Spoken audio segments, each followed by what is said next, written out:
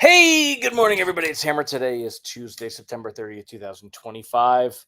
I'm here hatless again. Forgot my damn hat this morning. I got to bring a few hats up here so that I don't do that. Y'all are going to forget I even wear hats. But anyway, it is Tuesday, September 30th, 2025. I, of course, am Hammer, the founder of Originator Success, Grab and Go Social, and Rate Sensei, among other things. So if you're here this morning, say good morning. Remember, you can join me live each and every weekday morning, 9:30 a.m. Eastern time. If you're watching the replay, don't forget, give me a hashtag replay. Also, my man Ron Siegel says today is National Hot Mulled Cider Day, which I like hot mulled cider. Let me know in the comments if you are a pumpkin spice or a hot cider kind of person. What's in your wallet? Are we going pumpkin spice or hot cider?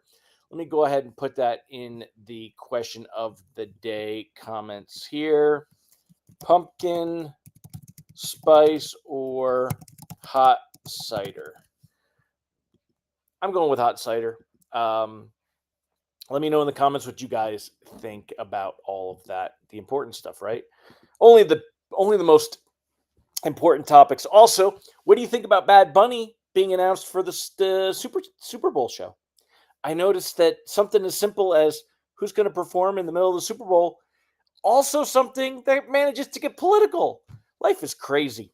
I do not know any of Bad Bunny's songs, but I understand why Jay-Z is putting them on. He's a huge, I think, with the top streaming artist right now. And, hey, it's the Super Bowl halftime show. I think I can always change the channel. It's a beautiful thing. Crazy. Anyway, let me know what y'all think. Pumpkin spice or hot cider. Also, let's say hi to all the live folks here this morning. If you would like a reminder that I'm going live, you want something to your cell phone, just a quick text message so that you don't miss the show. You can sign up at hmmr.io/reminder. Use this cool QR code. If you want, you can take a screenshot, go to your photos. That QR code will still work. You can go ahead and use that as well. Also, for those of you that sign up for the Lock Advice, it's if you're not signed up to get my emails, it's ratelockadvice.com. If you are signed up for the emails and you're not seeing them, I'm sending them from the Rate Sensei domain and the wonderful world of email deliverability. Maybe go into your spam folder. If you work at, if you've got to go into your lender address, whether you're a broker or lender, whatever, but if you got to go into a work address, the Mailcast and Mimecast and Barracuda and stuff, you may have to tell your IT team to whitelist ratesensei.com, that domain, in order to get the emails. But definitely check for them in your junk and spam folders and let me know. But, we'll go from there. So anyway, y'all put your comments on there and we'll be chatting about all that good stuff. But let's go ahead and talk about what's going on with rates and pricing and everything this morning.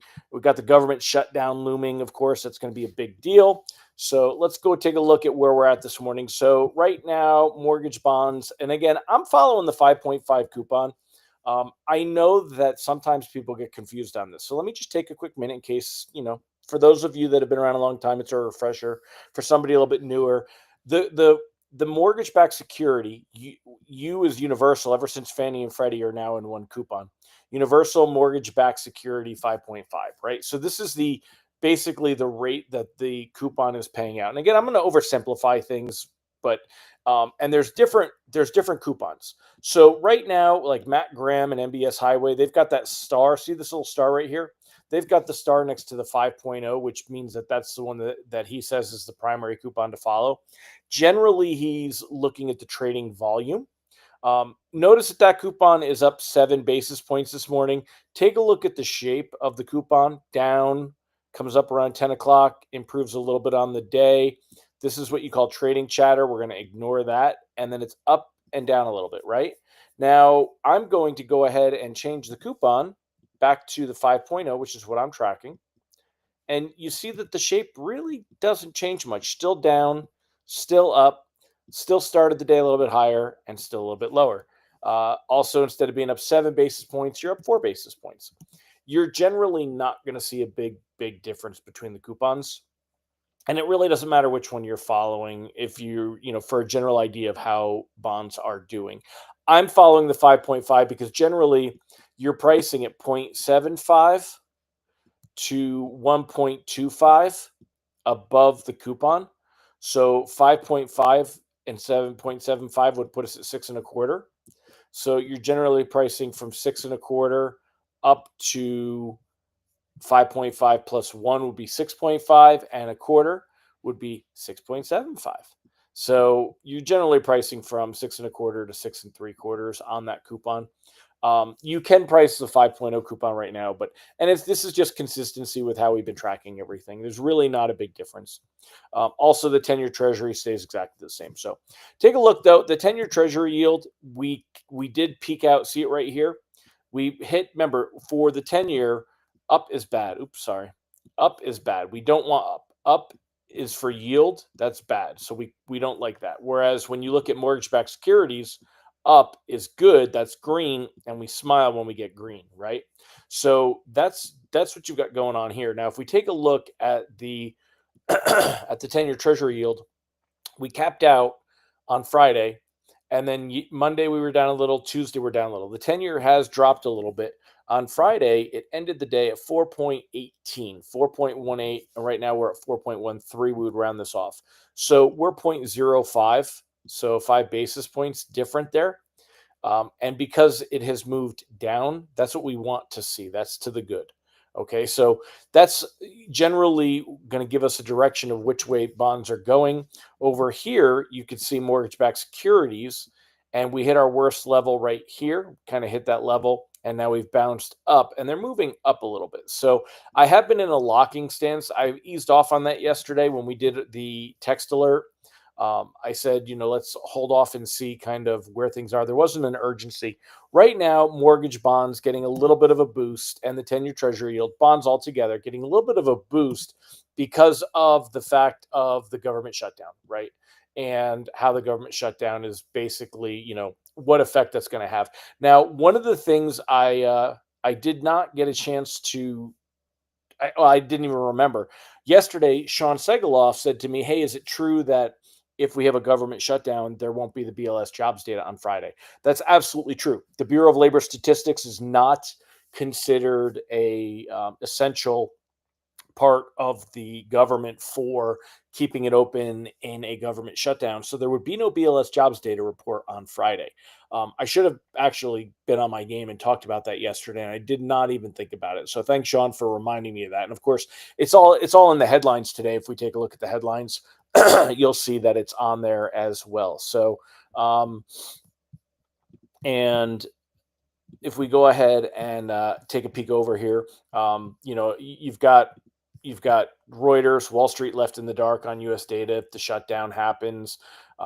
U.S. employment data set for a delay in a shutdown. Other data, including the CPI, because remember, that's also from the Bureau of Labor Statistics, could be at risk depending on the length of any shutdown. The Fed widely expected to cut rates at the end of the October meeting. And yes, that is still the case. Right now, when we look at the October meeting, it is even higher than it was yesterday. 92% expectation that we're going to see a Fed rate cut in October. And in December, it's up to a 70%. Yesterday, it was around 60% when we did the show, and it moved up through the day, and now it's around 70%. So that's a big, it's moving in that direction, and you're seeing that it's not the reason for the improvement, but it's expected. What's also happening here is the idea that if we do get a government shutdown, it's going to slow down the economy. So when you take a look here, like how would a government shutdown affect the economy? What happens to the employees? The essential ones stay at work.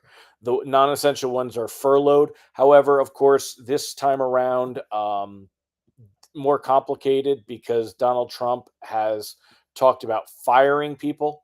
Again, somebody on Facebook, was like, "Hey, I don't like it when you get into the political thing." I've got opinions, and I'm going to share them. I don't mind telling y'all I voted for Donald Trump because I voted for Donald Trump. Doesn't mean that I like all of the policies, and I don't like these people that are catching strays. That's what I call it. Basically, it's the idea of if there's shooting and somebody gets hit with a stray bullet, the federal employees, could you imagine having to worry right now about being fired because the Democrats and Republicans are fighting? And that's what it is. It's two entities that are fighting with each other, are parties. Um, it's just remember, there's real people involved on this stuff. So also, everyone else not going to get paid. Military families still going to be, still in the military. They will get their money when the government shutdown is over. But in the meantime, hopefully they've got at least a little bit of savings because they're not going to get paid. So a lot of people live paycheck to paycheck. There's a lot at stake here. And I don't feel, I said this yesterday, and I'm standing by my statement. I don't feel like this is truly for the American people. I don't feel on either side it's truly for the American people. I feel like it's like saving face, and they're more worried about the optics of who's going to be blamed than the actual people that are affected. And I think it's disgusting. I really do. How it'll affect the economy overall, it's going to create a little bit of a havoc there. So that's why you are seeing bonds move over to safety. I'll go ahead and yes, George. I'll go ahead and George. I'm trying to do the show. Lay down. Thank you. I will go ahead and put the lock advice up on the screen. But the idea here is we can cautiously float for now because we could see rate sheets improve a little bit.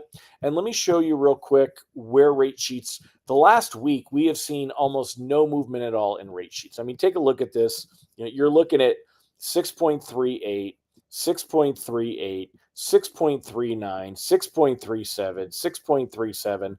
I mean, overall, since after the Fed meeting when rates went up, remember, pre-Fed meeting, here was the lowest. It went up the next day, and it never really. This was an anomaly. I still think this is not even. If you got rate sheets like that, it was a unicorn because we were at 6.25, and they went to 6.22, and then after the Fed meeting, things went up to 6.37. The Fed meeting was on the 17th, if I remember correctly. I'd have to look at the calendar. I'm pretty sure it was on the 17th, though. Let's take a look at when rates. Yeah, that was the 17th. So, and you saw it right here in bonds, and then the effect that it has on rate sheets and where we're at with that there 6.37, 6.35. I mean, this was all, we've been about the same. There's really been, and I've been in a locking stance because there hasn't been any real room to improve from here. And if there's not room to improve, you're generally only going to get worse, not better. If there's not room to improve, you don't want to necessarily take the risk. Now, you're not seeing a strong reaction. Bonds aren't up 20 basis points this morning. However, we do see that 10-year treasury yield falling quite a bit. The spread a little bit wider between the 10-year and mortgage-backed securities today. That'll tighten up a little bit, and you'll see mortgage-backed securities improve a little bit. So, but you need to keep a finger on the trigger. Be ready to lock. If we do see a last-minute announcement, you may see stocks rally, and it means we could lose some ground on rate sheets, and that could put some reprice risk on the day. So just keep that in mind and be aware of all of that. So other stuff, just looking at, kind of what they say. Treasury set for third quarter of gains as the shutdown looms. Treasuries were poised to close out a third straight quarter of gains.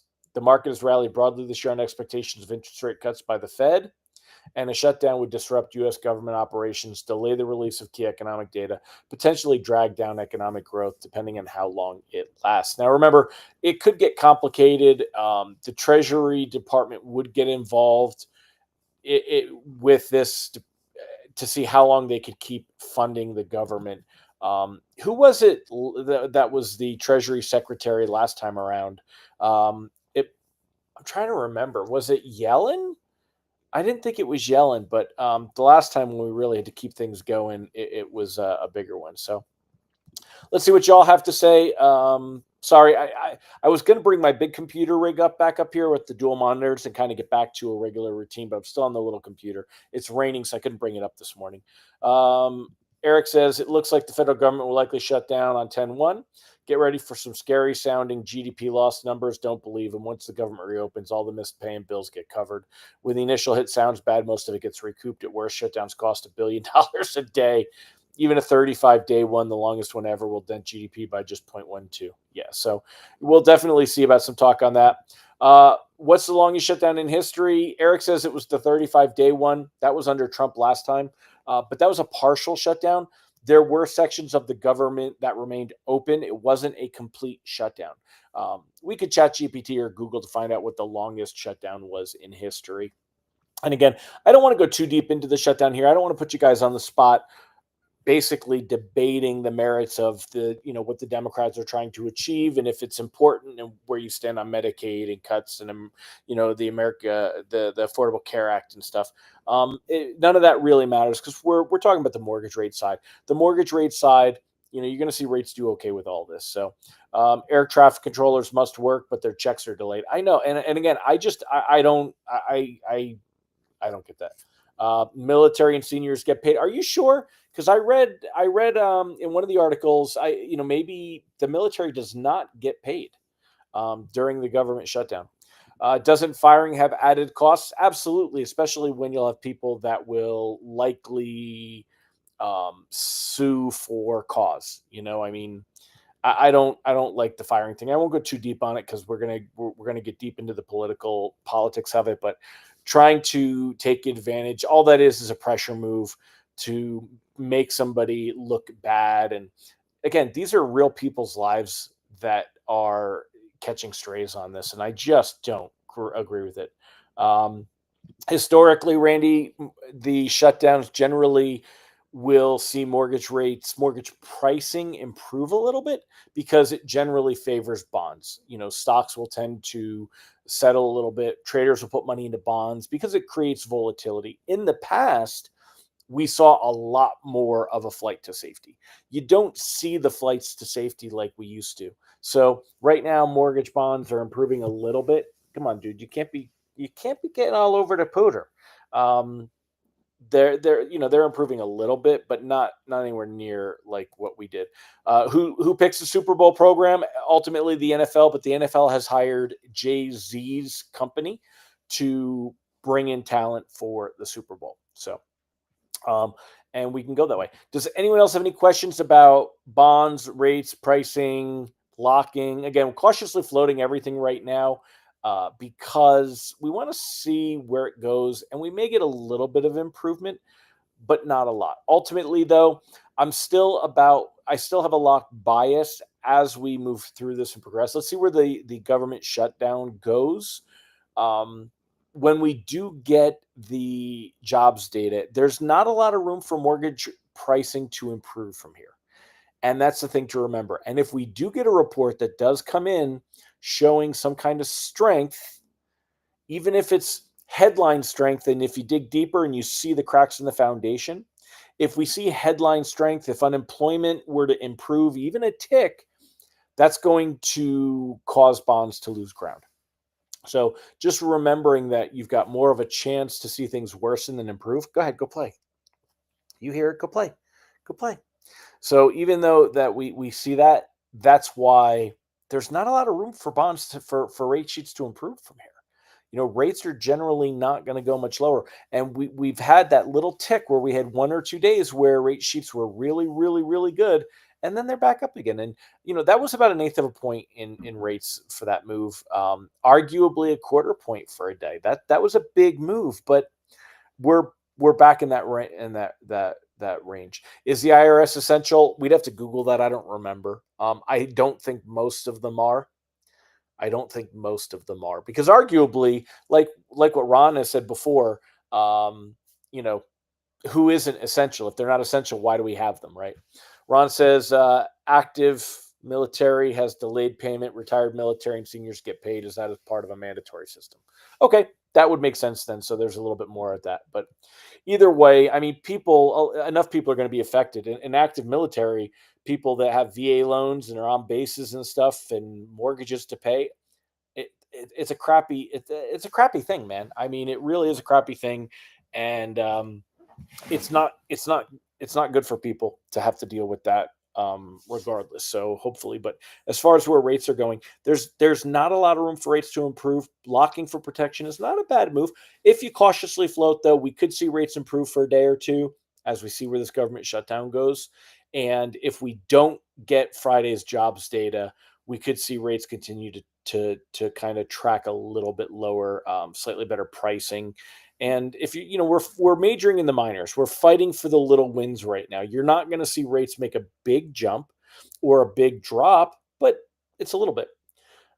So Ron is also chiming in. The IRS is generally considered non-essential. Like I said, that backs up what I said before too. So, all right. Well, anyway, that's it, my friends. If you'd like to find out more about my products, if you want something to help you to build your online brand, get found in Google search, get found in AI search, help you to generate reviews, Google reviews. Plus, we have our own review platform that helps you to get loans. Plus, we send out content. We'll be sending out our Keep in Touch campaign today or tomorrow, which will go out in front of past clients. We'll be talking about what's going on in events and help bring up some loans. Check out Originator Success. Go to originatorssuccess.com. Check out the demo overview and schedule a demo with Austin and see what it's about. It's a few $100 a month, but I'll tell you, you get loans from it. It gets loans. That's the thing. It shouldn't cost you money. It makes you money. Also, check out Grab and Go Social and pretty soon Rate Sensei. So we're cleaning things up and getting things done. Yeah, I'm with you, Ron. I just, Holly said it. Her husband is retired, disabled military, and he'll get his pension. That's good, Holly. That's good. There's no good reason for a debt ceiling. It's just for negotiating by the out party. They never stick to it. They keep raising it, but just the whole thing is broken. And how the leverage used in the the Congress, it's been that way for decades, but it's definitely chaotic. So, all right, my friends, so I'm going to wrap it up. I hope you all. It's only 15 of you on this morning, so I must be boring today. I'm sorry. I hope you all have a fantastic day. Thank you for joining me. I'm sorry if I was boring. If you don't think I was boring, let me know because my feelings hurt now because there's only 14 people on. But otherwise, I'll catch you guys tomorrow. Make it a great one. Bye-bye.